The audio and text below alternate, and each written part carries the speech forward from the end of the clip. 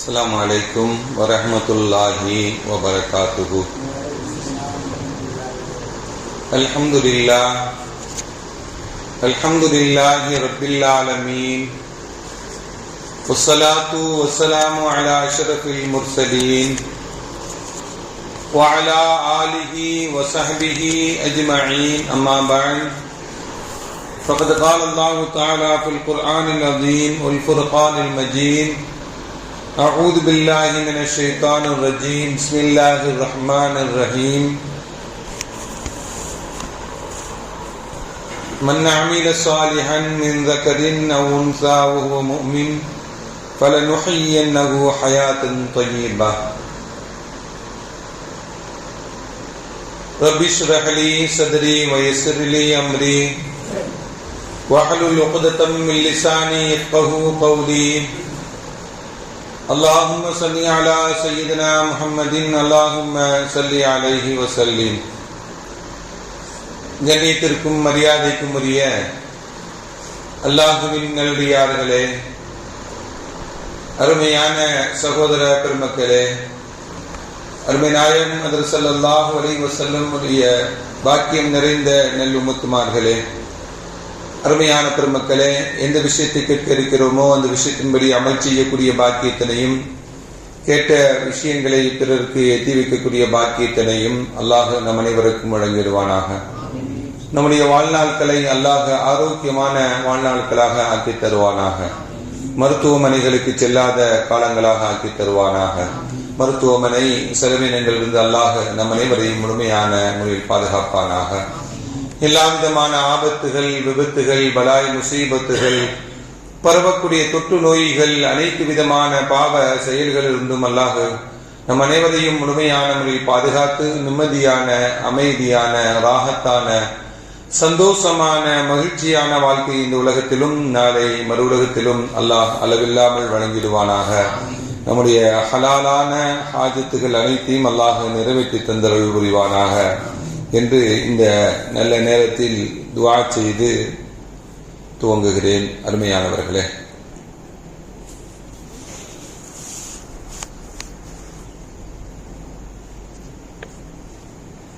இந்த உலகத்தில் நிம்மதியாக வாழ்விற்கு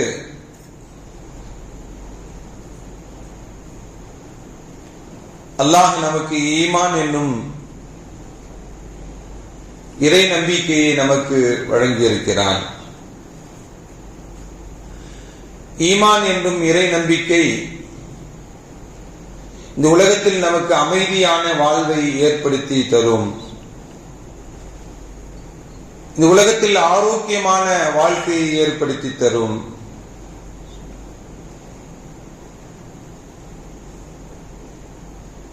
இந்த உலகத்தில் வாழக்கூடிய சமயத்தில் நமக்கு போதுமான ரிசுக்கை வழங்கி தரும். இதெல்லாம் நம்முடைய நிம்மதியான வாழ்விற்கு அல்லாஹ் நமக்கு வழங்கி இருக்கக்கூடிய ஈமான் என்னும் இறை நம்பிக்கையின் மூலமாக நமக்கு கிடைக்கப்பெறும்.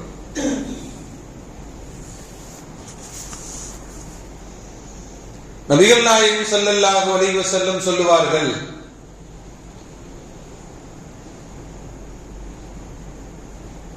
மன் அஸ்பஹ மின்கும் ஆமினன் ஃபீ சிர்பிஹி,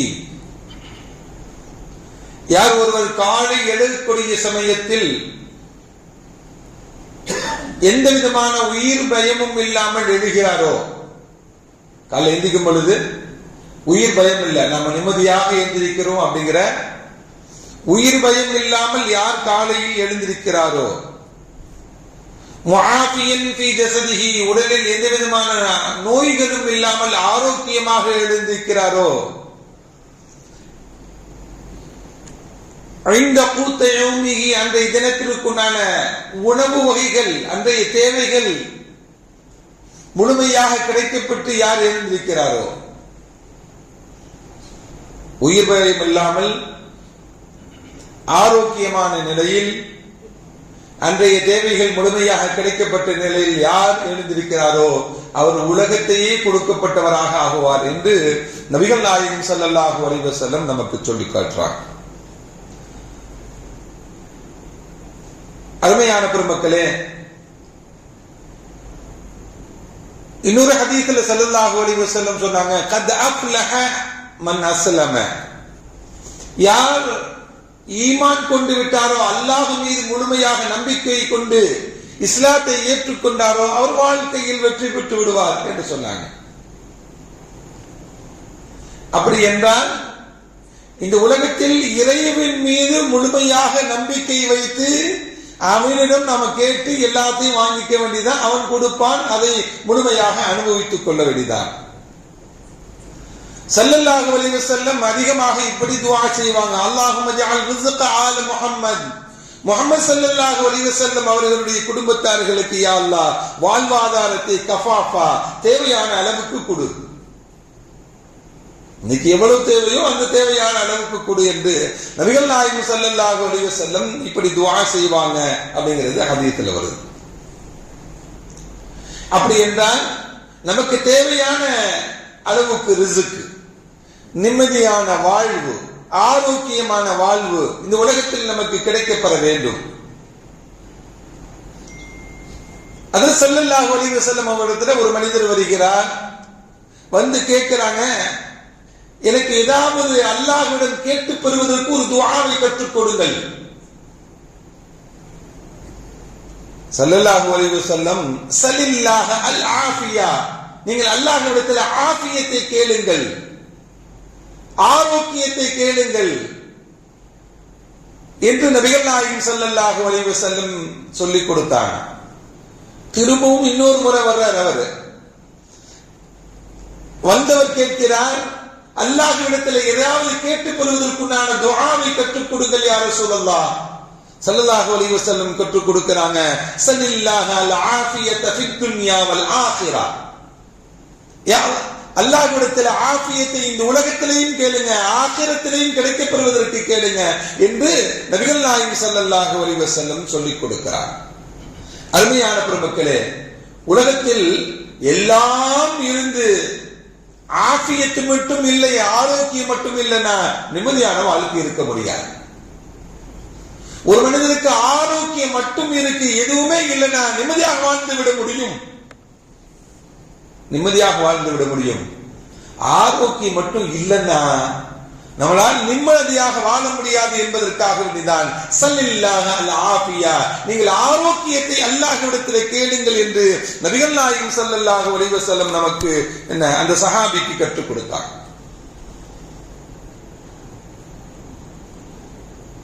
இப்படி நாம் அல்லாஹ் மீது நம்பிக்கை வைத்தவர்களாக அல்லாஹ்விடத்துல நாம் கேட்க வேண்டும், கேட்க வேண்டியதை உறுதியாக கேட்க வேண்டும். ஸல்லல்லாஹு அலைஹி வஸல்லம் அவர்களுக்கு ஏதாவது சிரமங்கள் ஏற்பட்டால், கஷ்டங்கள் ஏற்பட்டால், நெருக்கடியான சூழ்நிலைகள் ஏற்பட்டால் இப்படி துஆ செய்து கொள்வாருங்க, லா இலாஹ இல்லல்லாஹு அல் ஹலீமுல் கரீம், சுப்ஹானல்லாஹி ரப்பில் அர்ஷில் அலீம், வல்ஹம்துலில்லாஹி ரப்பில் ஆலமீன் என்ற இந்த துஆவை, இந்த தஸ்பீஹை, இந்த திக்ரை ஓதிக்கொள்வார்கள். அப்படின்னா சிரமங்கள், கஷ்டங்கள், பிரச்சனைகள் எல்லாம் யாரிடத்தில்தான் முறையிட முடியும்? ரப்பிடத்தில்தான் முறையிட முடியும். ரப்பை அழைத்து தஸ்பீஹ் செய்து திக்ர் செய்து அல்லாஹ்விடம் முறையிடுங்கள், அல்லாஹ் உங்களுடைய கவலையை நீக்குவான். அவர்களுக்கு ஏற்பட்ட பொழுது அதைதான் செய்தாங்க ஸல்லல்லாஹு அலைஹி வஸல்லம் அவங்க.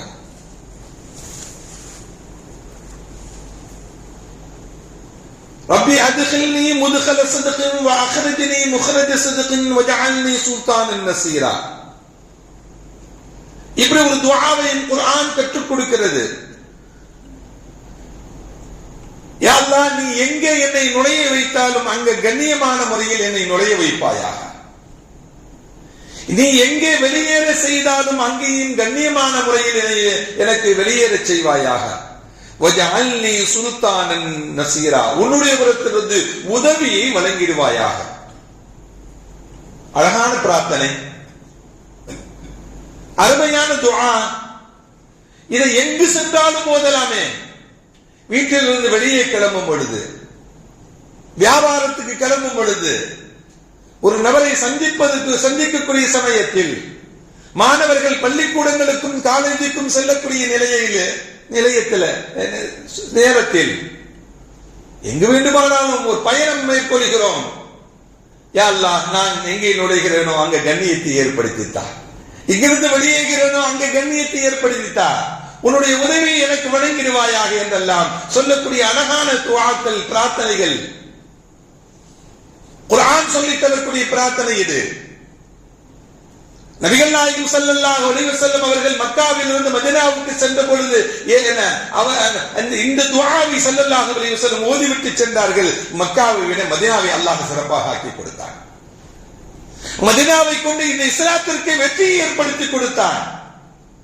நாமெல்லாம் மூமின்களாக இன்றும் வாழுவதற்கு காரணம் அந்த மதீனத்து மக்களுடைய உதவிகளும் அல்லாஹ்வுடைய புறத்திலிருந்து கிடைத்த வெற்றிகளும் அந்த மக்களுக்கு ஸல்லல்லாஹு அலைஹி வஸல்லம் அவர்களுக்கு கொடுத்த கண்ணியமும் தான். அதுக்கு பின்னணி இந்த துஆக்கள். இப்படி அல்லாஹ் மீது நம்பிக்கை வைத்து அந்த ஈமான், அந்த உறுதியான நிலையில் அல்லாஹ்விடத்திலே நாம் கேட்கக்கூடிய சமயத்தில் அல்லாஹ் நமக்கு கொடுப்பான் என்ற நம்பிக்கை தான் அருமையான பெருமக்களே. இப்படி அல்லாஹ் மீது நம்பிக்கை வைத்து இந்த உலகத்தில் வாழ வேண்டும். அந்த நம்பிக்கையின் விளைவாக அல்லாஹ்விடத்தில் கேட்கக்கூடிய பிரார்த்தனைகளை உறுதியாக அல்லாஹ்விடத்தில் கேட்க வேண்டும். அதன் மூலமாக இந்த உலகத்தினுடைய வாழ்க்கை நமக்கு நிம்மதியை ஏற்படுத்தி தரும்.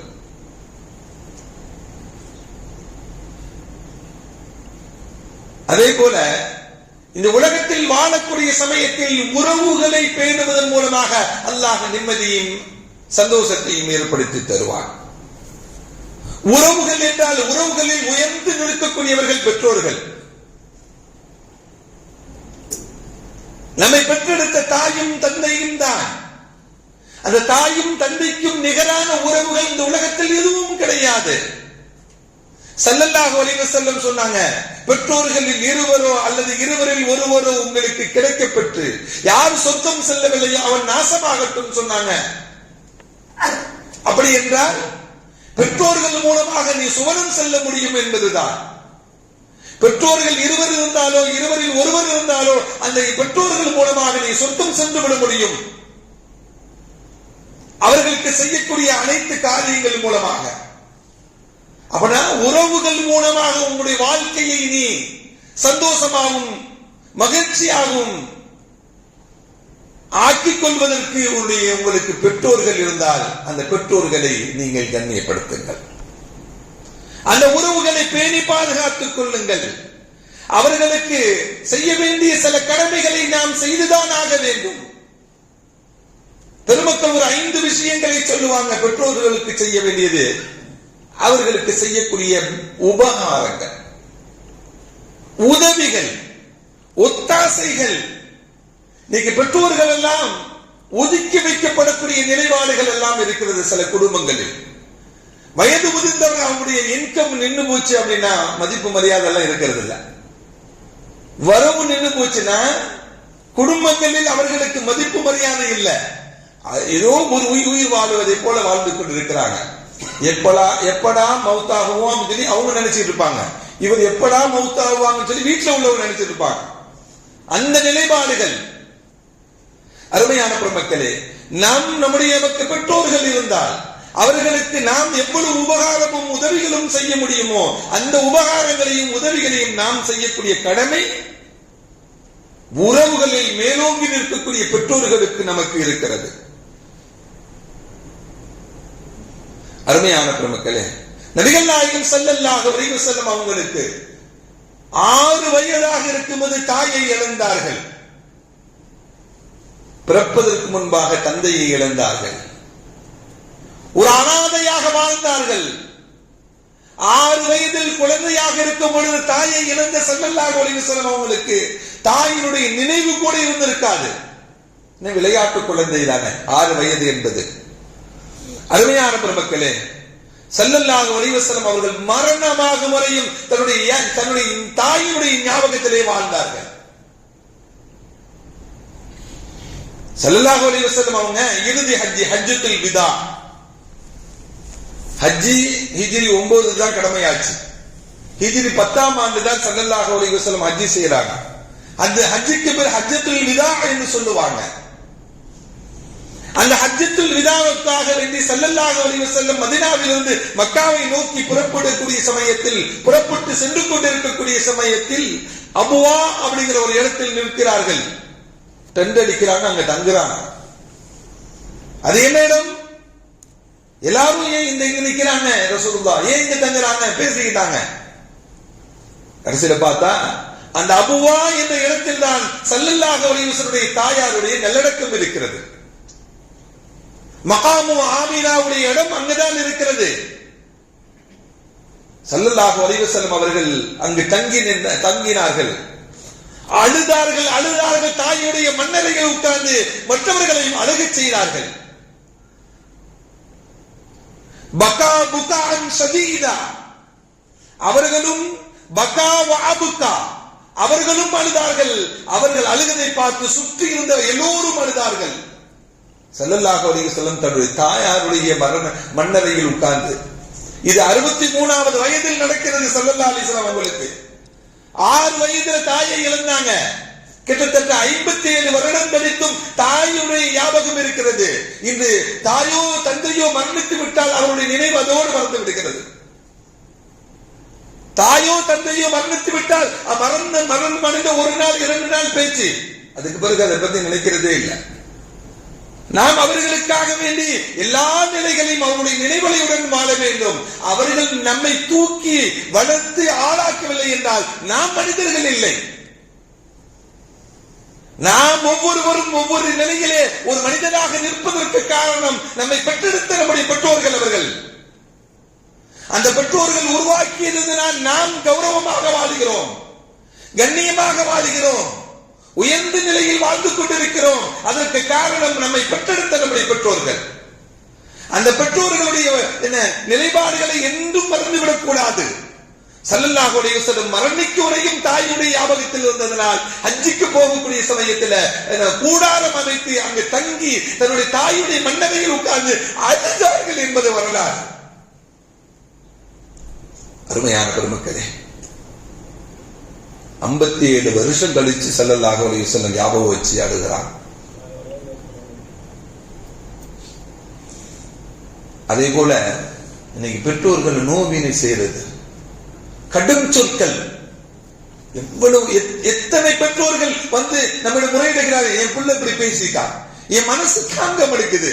உலகம் ஃபுல்லா எனக்கு மதிப்பும் மரியாதையும், ஆனால் என்னுடைய பிள்ளையிடம் இல்லை, என்னுடைய மனைவியிடம் இல்லை, என்னுடைய குடும்பத்தார்களிடம் இல்லை, சகோதரனிடம் இல்லை.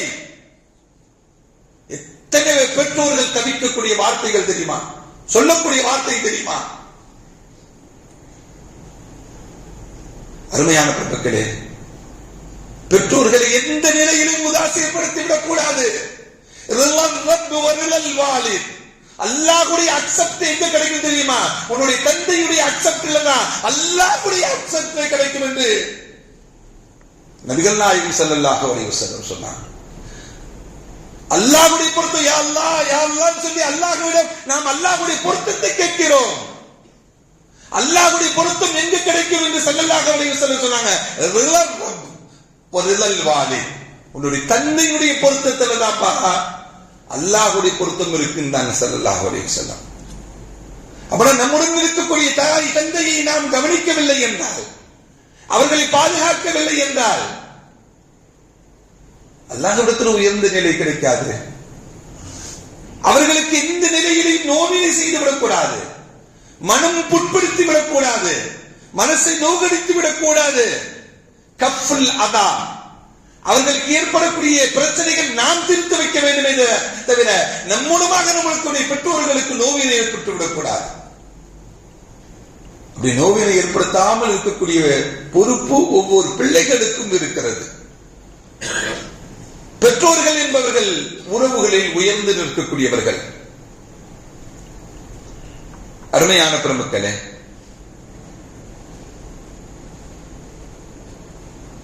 எந்த அளவுக்கு குர்ஆன் சொல்லி காட்டுகிறது அப்படின்னா, பேசிக்கிட்டே இருக்கும் போது நீங்க நிறுத்துங்கன்னு சொல்லக்கூடாது. தாய் தந்தை பேசிக் கொண்டிருக்கிறார்கள், நம்முடன் ஒரு சபையில் உட்கார்ந்து நானும் உட்கார்ந்து பேசிட்டு இருக்கோம். நமக்கு பிடிக்காததை அவர்கள் பேசலாம், நிறுத்துங்கன்னு சொல்லக்கூடாதுங்க. உனக்கு பிடிக்கல, நீ சபையை விட்டு வெளியே செல். இதுதான் மார்க்கம் சொல்லுகிறது. உஃபின் வலா தன்ஹருஹுமா, உஃப் என்ற வார்த்தையை கூட பயன்படுத்தாத அப்படின்னு பயன்படுத்துறோம்ல. சப்தத்தால் அவளை இன்சல்ட் பண்ணக்கூடாதுங்கிறது குர்ஆன். பெற்றோர்களை சப்தத்தால் கூட பெற்றோரை இன்சல்ட் பண்ணக்கூடாது, நோவினை தரக்கூடாது, அவர்களை வெறுக்கக்கூடாது. அருமையான பெருமக்களே, இப்படி பெற்றோர்களை நோவினை செய்யாமல் இருப்பது. அதே போல இத்காலு சுரூர், அவர்களுக்கு மகிழ்ச்சியை ஏற்படுத்த வேண்டும். அவர்களுக்கு எதெல்லாம் சந்தோஷமோ, எதெல்லாம் மகிழ்ச்சியோ, அந்த சந்தோஷத்தையும் மகிழ்ச்சியும் நம் மூலமாக நம்முடைய பெற்றோர்களுக்கு கிடைக்க வேண்டும். ஒரு சின்ன பொருளை கொடுத்தா அவங்களுக்கு சந்தோஷமா, அந்த சந்தோஷத்தை ஏற்படுத்துங்க. வகுல்லஹுமா கௌலன் கரீமா, சங்கையான வார்த்தைகளை பேச வேண்டும் பெற்றோர்களிடத்தில். சங்கையான வார்த்தையை, மரியாதையான வார்த்தை, உயர்வான வார்த்தையை பேச வேண்டும் பெற்றோர்களிடத்தில். குர்ஆன் சொல்லக்கூடிய கட்டளை இது. ஒவ்வொரு மூமினும் நடந்து கொள்ளக்கூடிய கடமை இது. நாம் இந்த உலகத்தில் வாழ்வதற்கு நிம்மதியான வாழ்வதற்கு நமக்கு என்ன வேண்டும்? ஈமான் வேண்டும். அதுக்கடுத்து அந்த ஈமானின் மூலமாக நிம்மதி கிடைக்கும். உறவுகளை அரவணைப்பதன் மூலமாக நமக்கு நிம்மதி கிடைக்கும். அந்த உறவுகளில் பெற்றோர்களாக இருக்கக்கூடிய நம்முடைய பெற்றோர்கள், நம்மளை உருவாக்கியவர்கள், நம்மை ஆளாக்கிய பெற்றோர்களுக்கு நாம் கொடுக்கக்கூடிய கடமை அவர்களுக்கு உபகாரம், அவர்களுக்கு நோவினை செய்யாமல் இருப்பது, அவர்களிடம் கண்ணியமாக நடந்து கொள்வது, அவர்களை சந்தோஷமாகவும் மகிழ்ச்சியாகவும் படுத்துவது, அவர்களிடம் சங்கையான வார்த்தைகளை கொண்டு அவர்களை சந்தோஷப்படுத்துவது.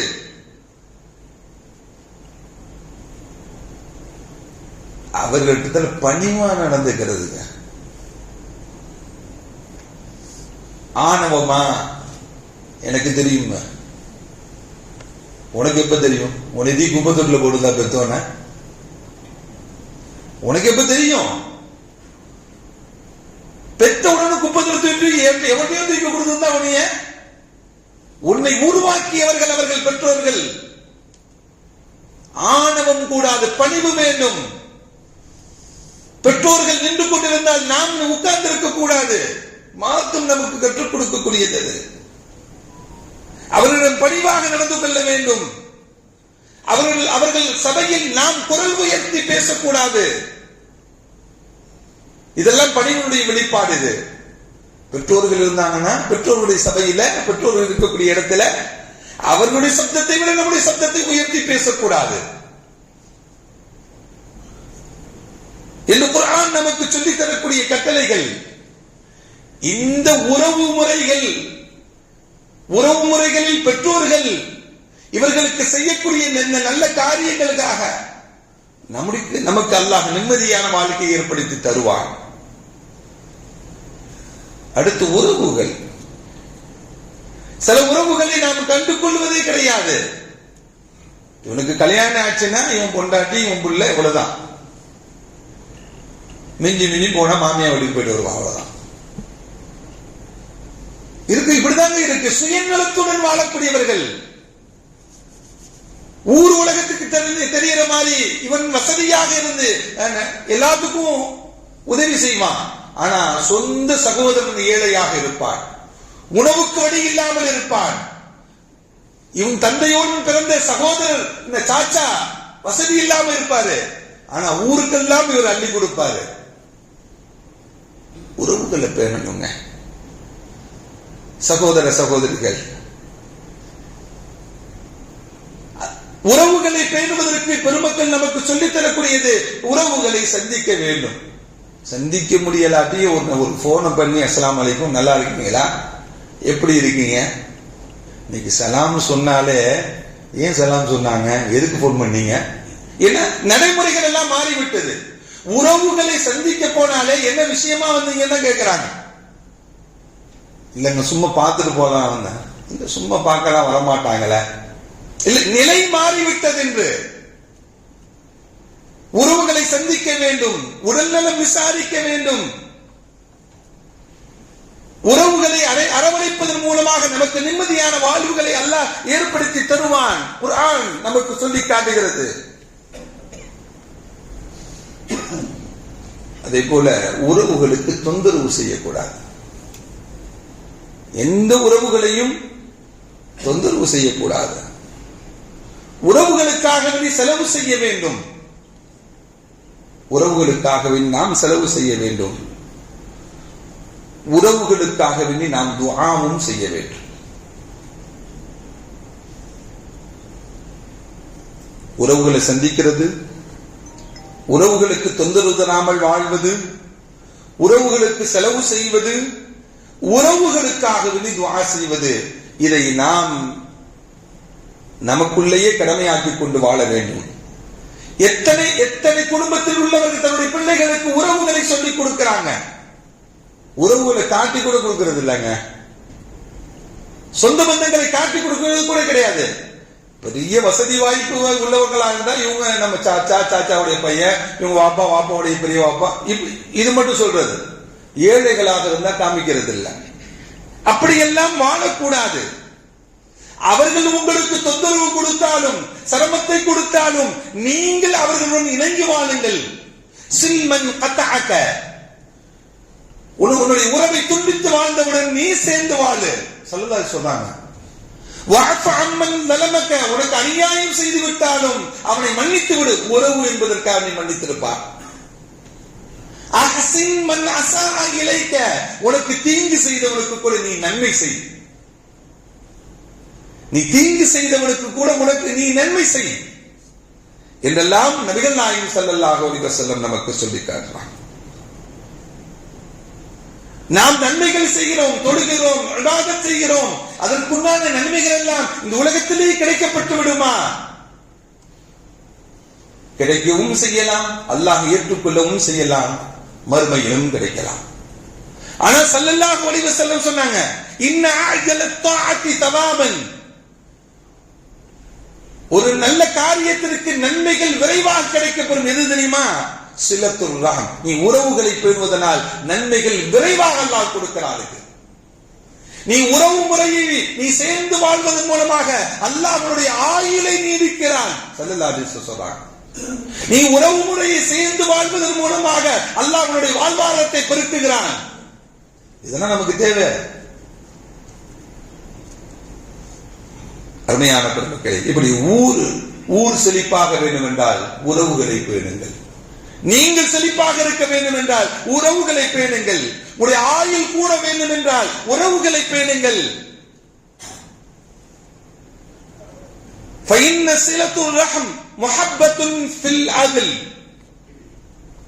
உறவுகளை சேர்ந்து வாழ்வதன் மூலமாக குடும்பங்களில் சந்தோஷமும் பிரியமும் கூடும் என்று நபிகள் நாயகம் ஸல்லல்லாஹு அலைஹி வஸல்லம் சொன்னார்.